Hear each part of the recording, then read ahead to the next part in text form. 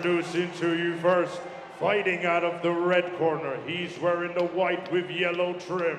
His official weight of 11 stones and 6 pounds.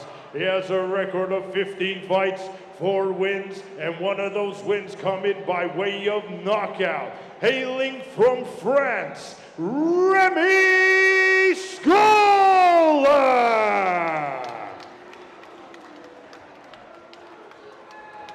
And his opponent across the ring, fighting out of the blue corner. He's wearing the white and green. His official weight of 11 stones and 10 pounds. He is currently undefeated with 4 wins, and all 4 wins coming by way of knockout. Hailing from Haroldwood, London, England's United Kingdom, introducing Jimmy Sains!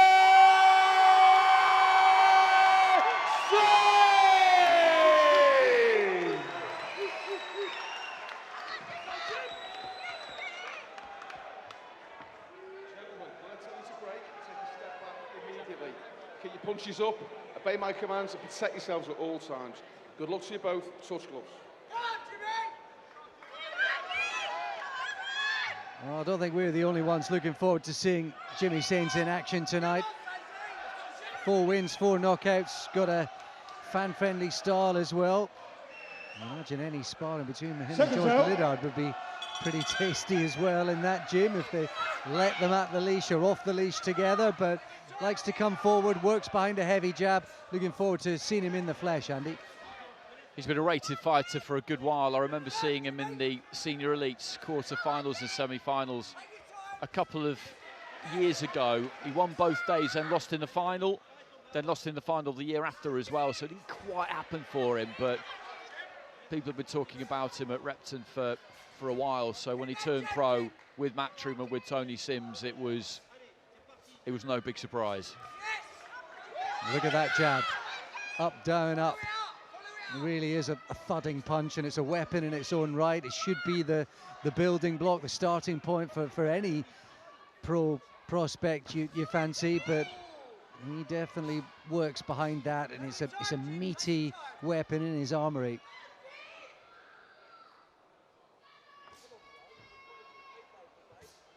There's a kind of hushed expectation, isn't there? Here, the crowd almost expect, they almost know, they're waiting for that explosive moment.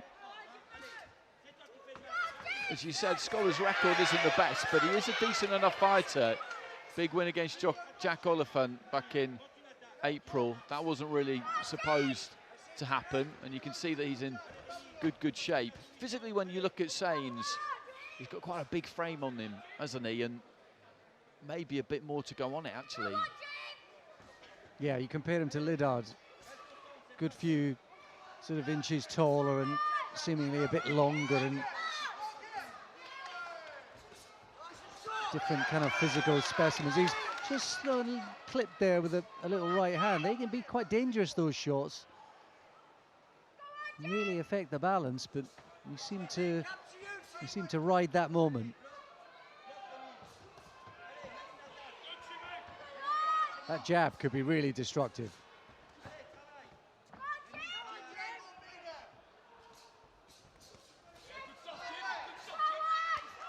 The jab is terrific. He's not quite worked the distance yet off that jab, but you fancy it's coming. Exactly, he's doubled up on it more often than not, and then looked for that right hand, but there hasn't quite been enough room for it.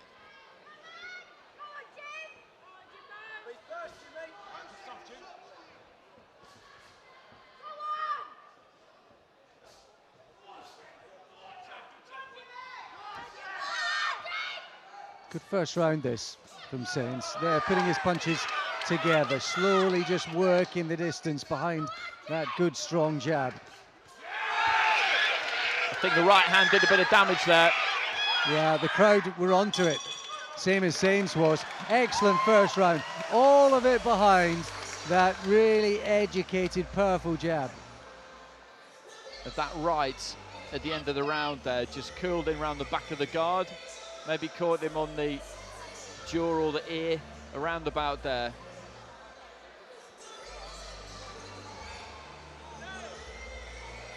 Yeah, some quality stuff. Comes from a sporting family. His dad's been a cricketer for a long time with Hornchurch. He actually played West Ham youth with Rio Ferdinand once upon a time, and his younger brother Bobby, I think, is now just signed on with Ipswich Town as well. He's part of their academy, so he certainly runs deep through the genes in that family. 10 seconds. You can see plenty of boxing skill early on in this young man's career. Seconds out. When I saw him that weekend in the senior elites, it was the University of East London, and Jamie Redknapp came to watch him. I was wondering who he was there to watch, and then as soon as his fight finished, he left. So I figured it out. He carries on the way he's going. He might have rock stars and footballers coming back again and again, but a long way to go. Got to build on that good start just in this fight tonight.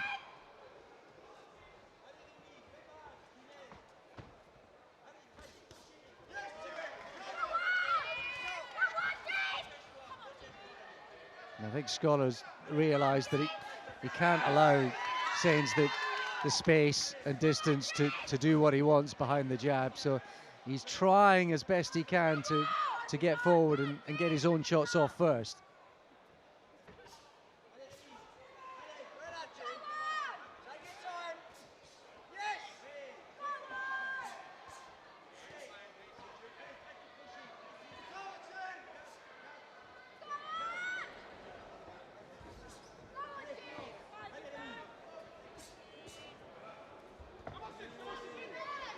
He's trying to keep the pressure on Sains, Scholar, isn't he? You look at the way that he's trying to cover off the movement with his feet. He's not really the one who's looking to try and give any ground. He catches the 1-2 there, blocks it mainly with the gloves, but Sains is very willing to work here, of course, but Scholar's right in front of him all the time. Yeah, just got to be careful with the hands down now and then when he throws those shots. And you see that when he threw the left hook, right hand dropped down. There's a couple of little minor things that he'll be able to look back on to work on. The way he works off that jab then, and then he delivers body shots off it as well. Really terrific stuff.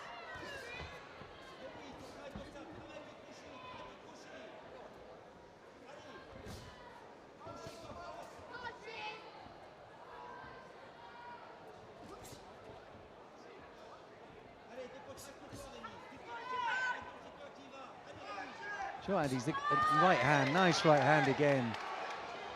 He's the kind of fighter you could just sit back and watch and forget you're supposed to be commentating. Yeah, he is really, really easy to watch, isn't he? You look at the head movement off the back of the punches.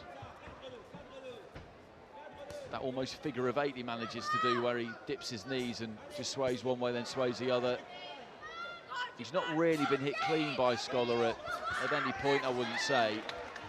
He's not really put a dent in Scholar either, other than maybe towards the end of that previous round, but this is all money in the bank.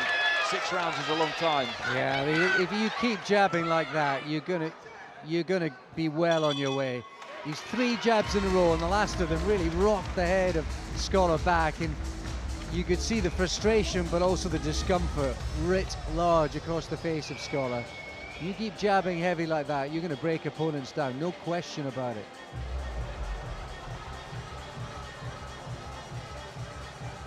He did have to overcome a bit of adversity as an amateur, Andy, as well. He's boxing since he was 6, but he lost 5 fights in a row when he was around 14, and he just took a 6-month break. He just had to get away from it all, but it gave him just a little bit of breathing space. We're talking about a 14-year-old kid, but that breathing space to come back, and he just came back with renewed enthusiasm and motivation. Right, what do I need to do now to be better? And that's incredible when you think about that from a young man.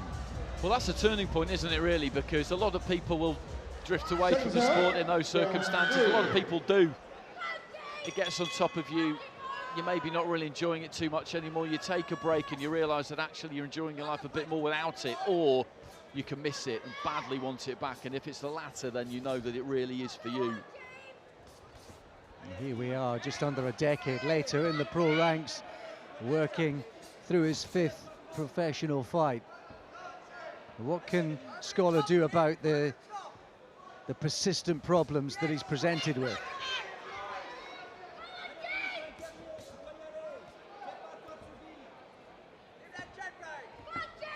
Not very much, I don't think, is the short answer, because there's nothing wrong with Scholar, really, when you look at the way that he's set up. And as we say, he's come in good condition. He's looking to try and get something done, but Sains is just better than him in every department, really. And so all he can do, really, is what he's doing.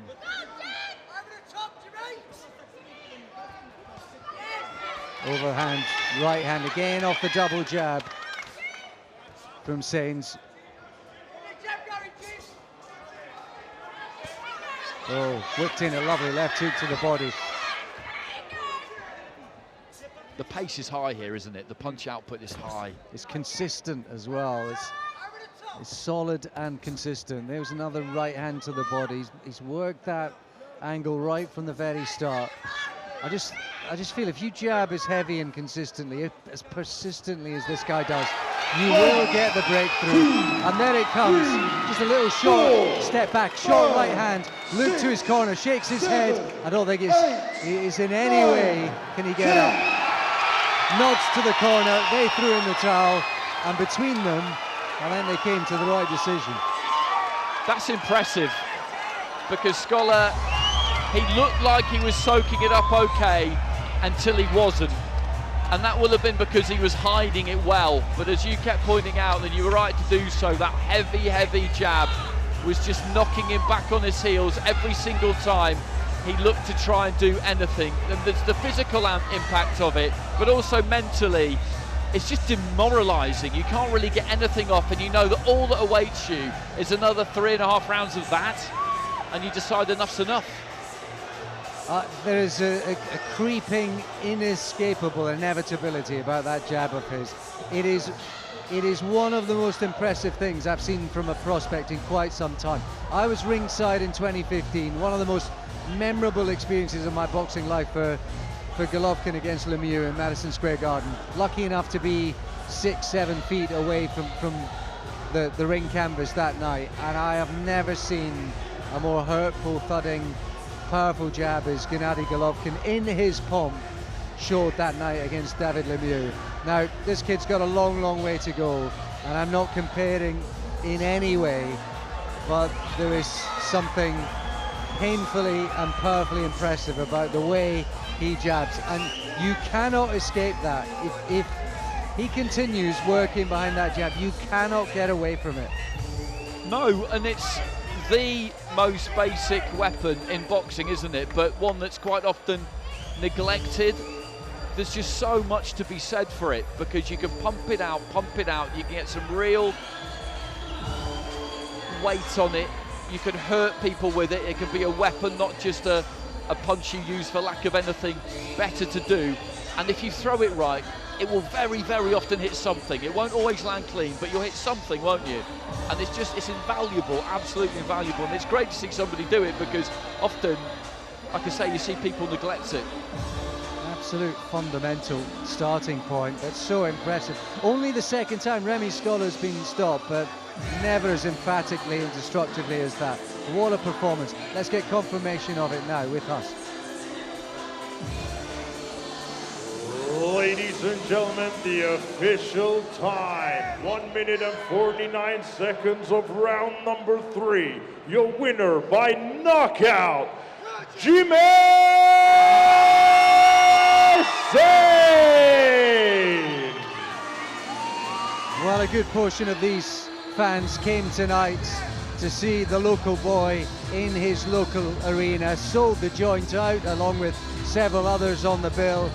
And as you want to do when you're the bill topper, you want to shine. Andy, he shone. He did, he really did. And as you said, it's the way he went about it. Sometimes you'll see somebody clean someone out with a single punch, or they'll come apart the opponent and they'll close in, put a combination together, and somebody will end up stretched out on their back, and of course that looks spectacular. But he was in with a really decent fighter there, who was set up, he was compact, you could tell that he came with some ambition and that he rated his chances of giving Sains a bit of a go. and he just broke him down. He just broke him, didn't he? He just broke him to the point where he just didn't want any more. He was on his knees right in front of us, looking at the corner, and he was just shaking his head, wasn't he? He was just thinking, no thanks, not for me. Fair play. What a jab. What a jab. A thing of destructive beauty. Let's get a debrief now. Jimmy Sains, the local hero. He's with Ali. Jimmy, 5 professional fights, 5 knockouts. You must have been expecting that one. I wasn't really expecting it, no, to be honest. I thought after the first 2 rounds, I thought, oh, he's taken a few jabs, this could be a long night. But Tony was saying in the corner, make sure I take my time, keep working with a jab, and then after we was planning for the 4th, 5th and 6th to put the pressure on, but it come early before that, yeah. It certainly did. And headlining your first show, how did that feel? I mean, the support here I had tonight was amazing. Do you know what I mean? That definitely adds 15-20% on the back of you. Do you know what I mean? When that crowd, when I first come out, the buzz was absolutely unbelievable. Yeah, and I can't thank everyone enough coming out. It means so much. And people don't have to wait long to see you out again. I think you're out next week, aren't you? Yeah, I'm out next Saturday as well. It's not ideal, but I'm professional. I'm always in the gym, so I'm looking forward. It's in Stratford as well, London. Hopefully, I can have good support there as well. Has to be final word to all the supporters in here. There was a lot of them. They raised the roof for you. Yeah, I know. It's great support. I can't thank everyone enough. I don't know if I'll ever get the opportunity again to be headlining in Brentwood, but I'll definitely make the most of this one, yeah. Fantastic performance. Well done. Thank you.